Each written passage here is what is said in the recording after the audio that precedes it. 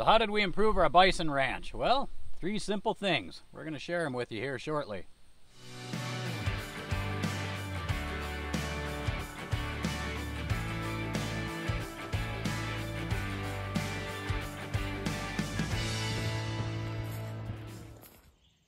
Hey guys, welcome back to the Black Axe Ranch. If you haven't done so already, hit that little subscribe button down below.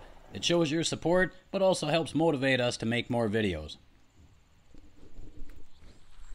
A lot of you guys out there know this already, but we bought our ranch about three and a half years ago, and at that time it was really just a real small hobby farm for the previous owner, and it was in no way set up for bison or bison ranching, bison handling, anything like that.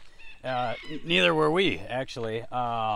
We had to learn a lot, and we had to do a lot of work, and we realized that there were certain things that we were just going to have to do, that if we wanted to raise these animals and expand a herd, we had to do a few things around here first. Well, storm's coming in. These guys don't seem to mind. Piper doesn't seem too concerned either.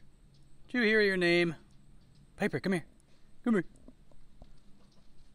Oh, yeah, look at that big doggy. Oh, yeah, look a puppy. Look a puppy. Huh? A good doggy. Good dog. Yeah. Bison are really amazing animals. I mean, they really are. They're not just some dumb wild cow sitting out in a field somewhere munching on grass. These animals are intelligent. They're agile. They're quick. They're strong. Very strong. They're just very majestic animals, and you got to treat them that way. If you're thinking about raising bison, there's some things you got to take into consideration. I know in previous videos we've shown a lot of improvements we've been doing to the ranch after we got our animals, but the truth is we started improving our ranch before we even got our animals. And that's the first thing on our list here.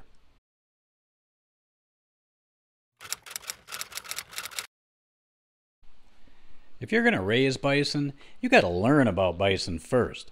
Join your local bison association.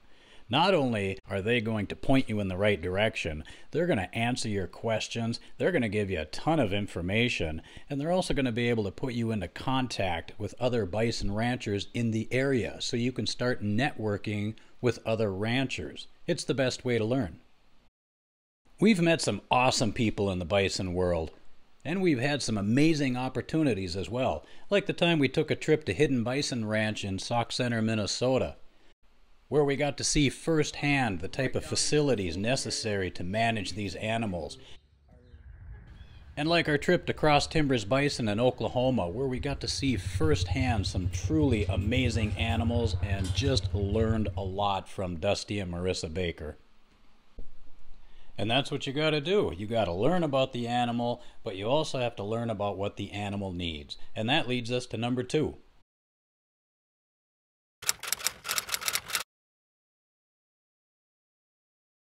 These animals need their space. You can't just put them in a pen like a goat and just figure that everything's going to be okay. They need space to roam, they need space to eat, and they need space to be able to retreat if they feel threatened. That animal out on that 40-acre field is not going to be the same animal when you put them in a corral. You're going to see a lot of different behaviors and a lot of different characteristics that you didn't know that animal had. Now, I'm not going to get into any of the complex, calculations of how many acreage per animal, per pound of animal, or anything like that. I'll leave that up to you to figure out. But you need to make sure that they have enough space. And not only do you need the space, but you got to make sure that that space is adequate for bison. Luckily, where we live, our area is zoned for livestock. Your area might not be. You may want to contact the DNR and find out what kind of grasses and foliage are available in your area and find out what's compatible with bison and what's not. Before we got our first animals, we made sure we had an area large enough to accommodate them. We knew they were going to be calves, but then we also knew that that space may be adequate now, but it wasn't going to be for long. We knew that in order to maintain the health of our herd and also to accommodate an expanding herd, we needed to expand our area, and that's exactly what we did. But having enough space isn't enough either. You got to keep these animals safe. You got to keep them contained, not only for their health and safety, but also for your neighbor's health and safety as well. And that leads us to the third thing that we did to improve our bison herd.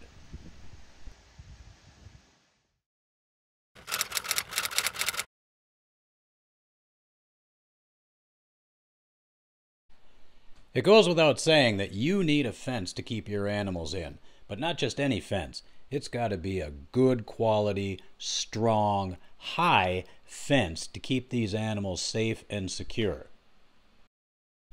The first fence we put up was barbed wire, 5 strands, about 5, maybe 5.5 feet tall.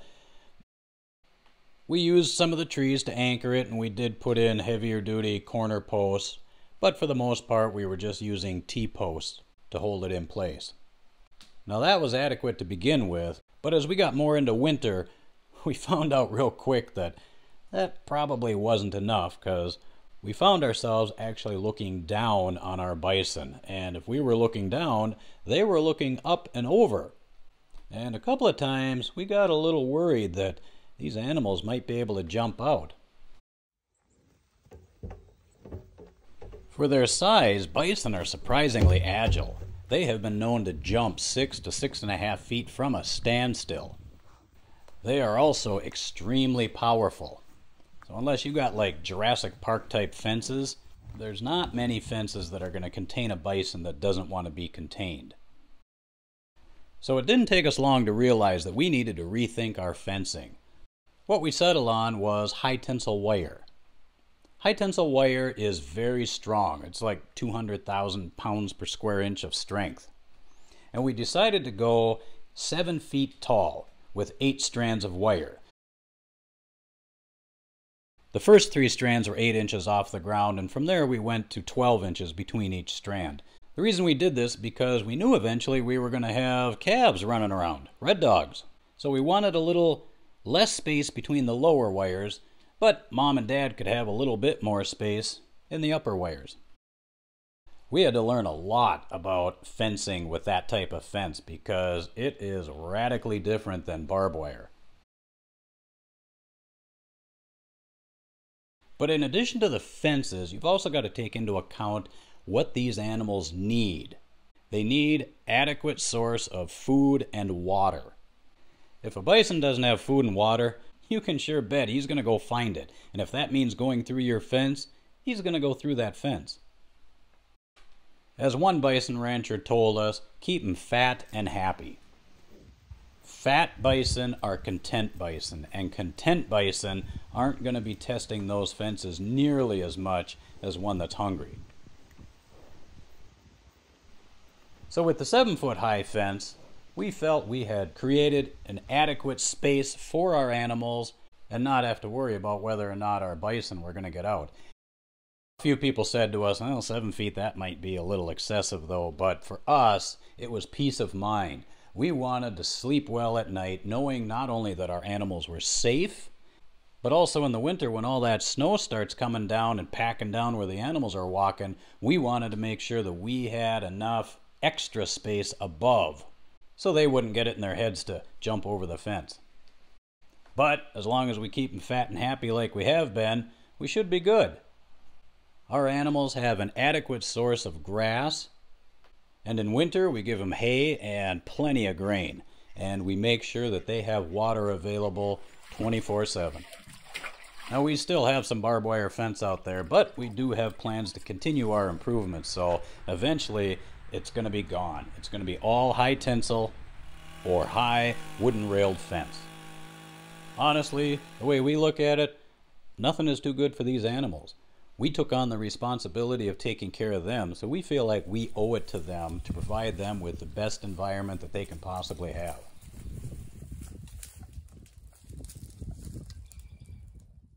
Well, there you have it, folks. 3 things we did to improve our bison and our bison handling.